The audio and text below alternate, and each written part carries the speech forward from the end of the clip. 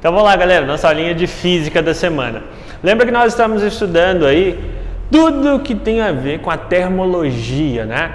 Então, o estudo da temperatura, do calor e principalmente os efeitos, né, físicos de se mexer na temperatura. A gente já viu uma porção deles e a gente vai ver mais um. Então é muito importante você ter em mente o conceito de temperatura. Lembra que a temperatura é a medida da agitação das partículas. Se a temperatura é mais alta, as partículas estão mais agitadas. Se a temperatura é mais baixa, as partículas estão mais quietinhas, menos agitadas, beleza? Isso vai explicar as consequências físicas do que a gente vai ver hoje, né? Que é a dilatação térmica. Então vamos lá. Imagina que você tem aqui uma barra de ferro, por exemplo, você pega uma régua, sabe essas réguas de metal? Então, digamos que ela é feita basicamente de ferro, e aí você dá um zoom. Dá uma olhada aqui na estrutura interna dessa régua de metal. A gente sabe que neste zoom a gente vai enxergar os átomos aqui do metal e eles têm uma ligação entre si. Essa ligação não é física exatamente como eu representei aqui, né? Mas é uma ligação, tem uma conexão entre os átomos. Mas aqui, para a gente entender melhor, eu representei essa conexão como se fossem pequenas molas. Porque qual que é a ideia, né? Uma mola você consegue esticar dentro de um certo limite e também consegue, apertar dentro de um certo limite. Então imagine que a ligação entre dois átomos é uma mola que pode fazer isso, né? Realmente, dois átomos podem se afastar um pouquinho e se aproximar um pouquinho dentro de um certo limite.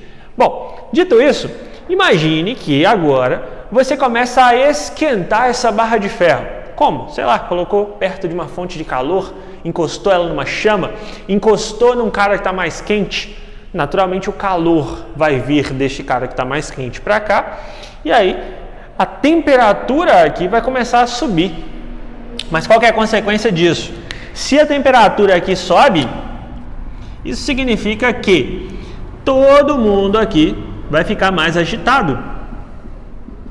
E você sabe o seguinte, que o calor vai ser transmitido, né, ao longo dessa barra. Imagine que você começou a esquentar essa ponta. O calor vai fluir aqui dentro por condução.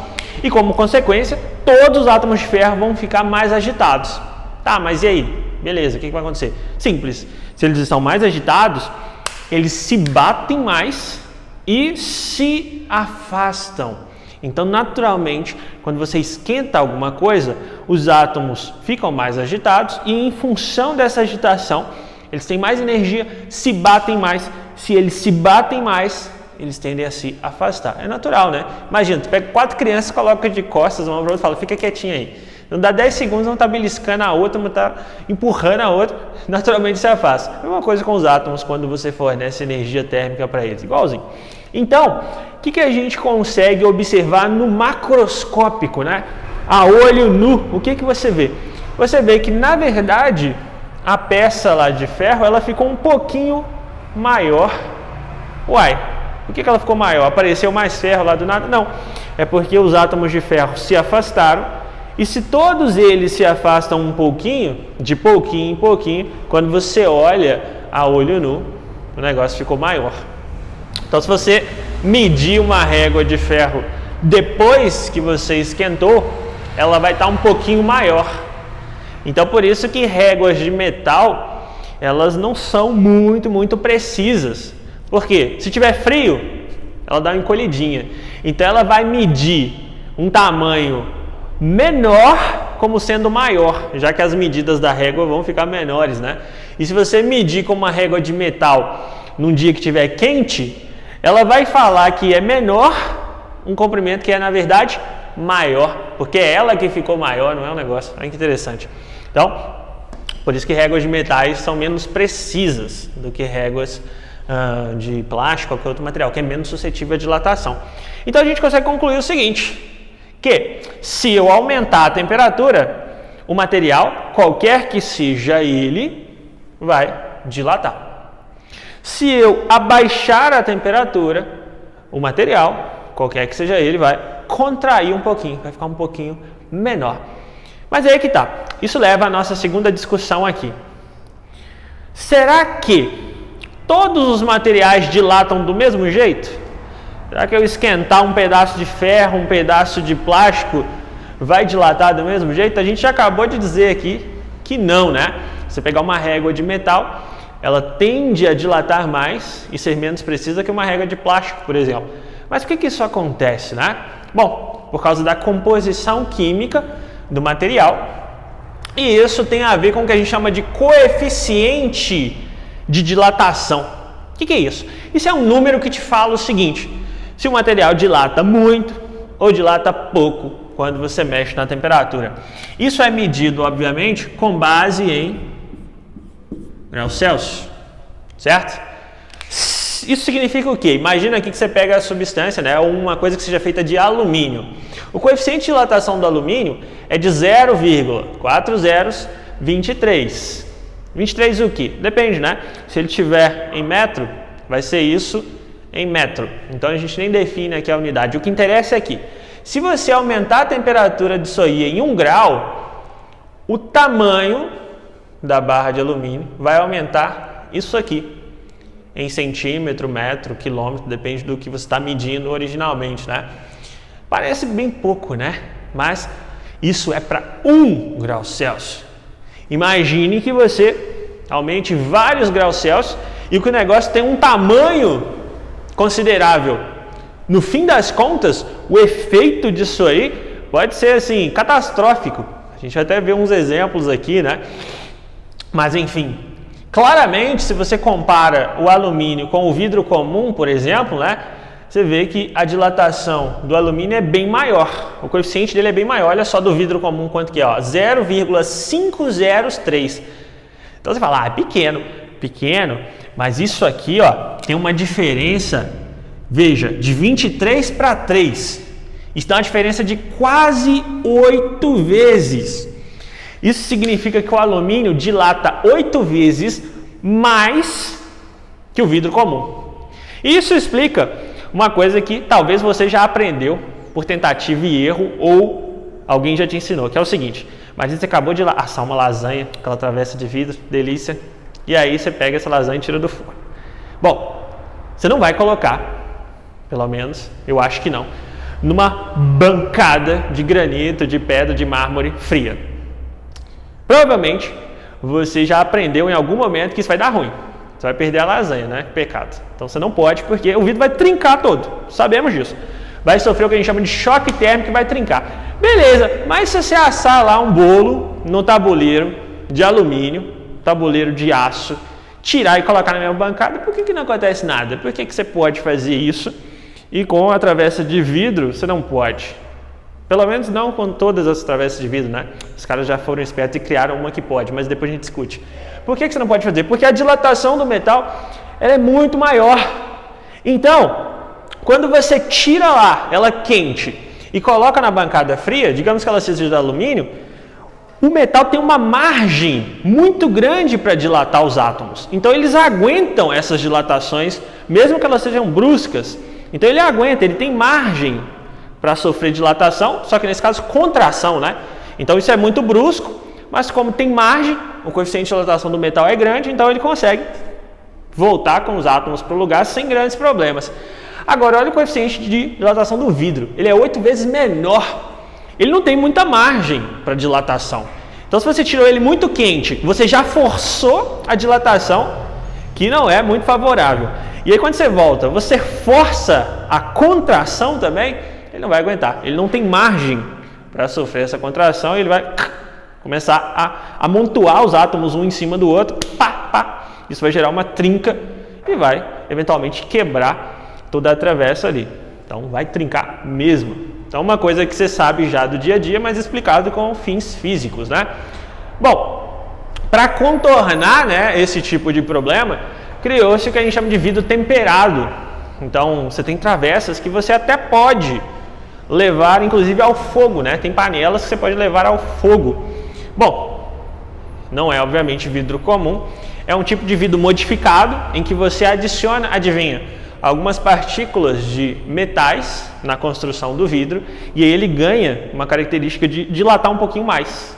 Então aí você tem essa resistência ao choque térmico. A gente chama de vidro temperado, deu o nome, né? Temperado, porque ele aguenta mais essa variação térmica. Enfim, então é explicado por que você não pode tirar lá a lasanha quente do forno e colocar em cima de uma bancada de mármore, granito, etc. fria, se for vidro comum, ok? Bom, isso também explica outras coisas, né, do cotidiano. E uma delas é o que a gente já estudou aqui, que é o termômetro de mercúrio. Lembra que a gente estudou, né, no início lá, quando a gente estava aprendendo o que era temperatura, que para medir temperatura a gente usa termômetros. E os termômetros mais antigos, como é que eram feitos? Você deve até ver deles por aí ainda, né? Em casas, em comércios mais antigos, você tem esses termômetros na parede, que são os termômetros de mercúrio. O que consiste esse termômetro, né? Ele é um tubinho de vidro, basicamente de vidro, e dentro você coloca mercúrio. Tá, mas por que mercúrio? Porque mercúrio é um metal líquido. E aí, o que acontece quando você encosta o termômetro em alguma coisa? Imagina que você quer medir a temperatura do corpo da pessoa, né? Você deixa ele lá em contato com o corpo da pessoa. O corpo, por estar mais quente que a temperatura ambiente, fornece calor para o termômetro. Naturalmente, o que vai acontecer? Os átomos vão ficar mais agitados aqui dentro e vão tender a se dilatar. Só que tem uma coisa, olha só. Olha o coeficiente de dilatação dos metais quando comparados com o do vidro comum. Os metais dilatam bem mais. Então o vidro do termômetro vai dilatar um pouquinho, mas o mercúrio vai dilatar bem mais. Como ele está preso aqui dentro, a única coisa que pode acontecer é ele subir. Por isso que quando a temperatura está mais alta, o mercúrio sobe lá dentro do termômetro e você consegue usar essa medida do quanto ele subiu para medir a temperatura. Então, olha só, uma ideia simples, mas que permite você medir a temperatura. Você sabe que quanto mais a temperatura subir, mais o mercúrio lá dentro vai subir, porque mais agitados vão ficar os átomos, mais vão se bater, mais vão se afastar. Como eles não têm para onde ir, só podem subir.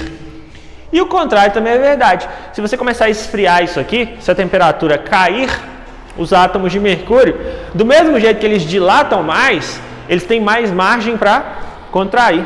Então eles conseguem ficar mais próximos. Se eles ficam mais próximos, isso tende a descer o nível de mercúrio lá dentro. Uai, mas o vidro também não vai contrair? Não vai, mas como a gente vê, ele contrai menos que os metais em geral. Bom, uma outra coisa que a gente consegue explicar com fins físicos, né? Você pegou um vidro de azeitona e colocou na geladeira. E alguém fechou aquilo lá bem fechado. Daí tu vai tentar abrir, você vê que tá presa. Chama alguém para abrir para você, né? Bom, qual é a lógica física atrás disso, né? Você sabe que o vidro geralmente é feito de vidro, né? A gente não é vidro, o nome é pote, né? O pote é feito de vidro e geralmente a tampa é de metal. Bom, o que acontece? Quando você coloca isso aqui dentro da geladeira, a temperatura cai. Então a temperatura tanto do vidro quanto do metal diminui. Só que a gente sabe que o vidro, do mesmo jeito que ele dilata menos, ele contrai menos que o metal. Então, quando a tampa de vidro, ou melhor, quando a tampa de metal tiver essa temperatura abaixada, o que vai acontecer aqui? Ela vai contrair mais e ela vai começar a apertar mais o pote de vidro do que ela estava apertando antes de você colocar na geladeira. Por isso fica mais difícil abrir um pote. Quando você coloca ele na geladeira, ele tem uma tampa metálica e o corpo de vidro, o metal, contrai mais e ele começa a apertar o pote, né? E aí fica mais difícil abrir, porque você tem que fazer mais força eventualmente. Agora uma dica, né? Tu não ficar lá morrendo para abrir uma tampa, né? Ou abrir um pote que tem tampa metálica, mesmo que estiver do lado de fora, muito simples. Tu pega um pouquinho de água morna, molha uma toalha, coloca em cima da tampa. O que vai acontecer? A tampa vai dilatar. Tu vai conseguir abrir com muita facilidade. Então, se tiver um pote aí que tem tampa de metal, mesmo a temperatura ambiente, você não está conseguindo abrir, está tendo que quase destroçar lá, quebrar o troço, pega uma toalha, molha um pouquinho de água quente ou morna, não muito quente, é claro, então você vai fazer um choque térmico ali no vidro. Então, você vai dilatar um pouco a tampa, vai ficar facinho você tirar. Ok? Bom, é claro que a dilatação não acontece só nos sólidos, né? A gente já até estudou aqui a convecção, acontece também nos gases. Então, um experimento que a galera faz para comprovar é o seguinte: você pega um balão, enche ele, e aí, quando você coloca o balão no congelador, você vê que ele dá uma murchada. Uai, mas é porque saiu o ar? Não, porque quando você colocou ele lá dentro do congelador, o ar ficou numa temperatura mais baixa. que acontece com as moléculas quando se abaixa a temperatura? Elas ficam mais quietas. Se elas ficam mais quietas, elas se contraem, e aí o gás como um todo fica mais contraído, passa a ocupar um volume menor, ele fica o que? Mais denso. Então por isso que o balão vai aparentemente murchar. Se você fizer o contrário, tirar ele da geladeira e colocar lá de fora, ele vai começar a inflar. Por quê? Porque agora a temperatura vai subir, as moléculas de ar vão se bater mais, porque está mais quente, vão se afastar. Então vai ter até um aumento de pressão ali dentro, né? Que vai fazer o balão inflar no fim das contas. Ok? Então a dilatação é um processo bem interessante. No entanto, tem uma substância que meio que contraria o que a gente estudou ali sobre a dilatação, mas é numa faixa de temperatura muito específica. E essa substância é a água. Isso parece um detalhe, né? Mas vocês sabem que eu sempre digo para vocês, a natureza é uma perfeição. Ela funciona, todos os mecanismos naturais funcionam de jeito perfeito. Então o fato da água não ser normal permite que a gente viva. Tá, mas como assim? Bom, o que acontece com a dilatação da água, né? Qual é o comportamento esperado para um material quando você esquenta ele? Bom, o esperado é que se eu aumento a temperatura, o material dilata. Ok, mas aí você vai olhar a água de 0 até 4 graus, em vez da abençoada dilatar, olha o que acontece com o volume, né, em função da temperatura. O volume dela diminui. Mas como assim? Eu estou esquentando, o volume está diminuindo? Não era para acontecer o contrário? Sim, era para acontecer o contrário. Mas por causa das polaridades que a molécula de água tem, né, positivo e negativo, acontece um fenômeno aqui, quando ela está nessa faixa de temperatura, que ela acaba se encaixando melhor. As moléculas acabam se encaixando melhor por causa dessa atração positivo com negativo. Em vez de dilatar, se elas se encaixam melhor, o que acontece? Contrai. O volume fica menor. Tá, isso é o fato. Mas lembra que eu falei que a gente só consegue viver na Terra por causa disso? Qual que é a consequência? Observa comigo. Você já deve ter reparado que você não pode, por exemplo, colocar água para congelar dentro de um pote fechado. Se você colocar, por exemplo, dentro de um pote de vidro, a água para congelar, o que vai acontecer? Você sabe que a água congela a 0 grau. E aí, quando a temperatura da água vai abaixando, em vez dela contrair, ela vai o quê? Dilatar. Lembra que o comportamento dela é anômalo nessa faixa.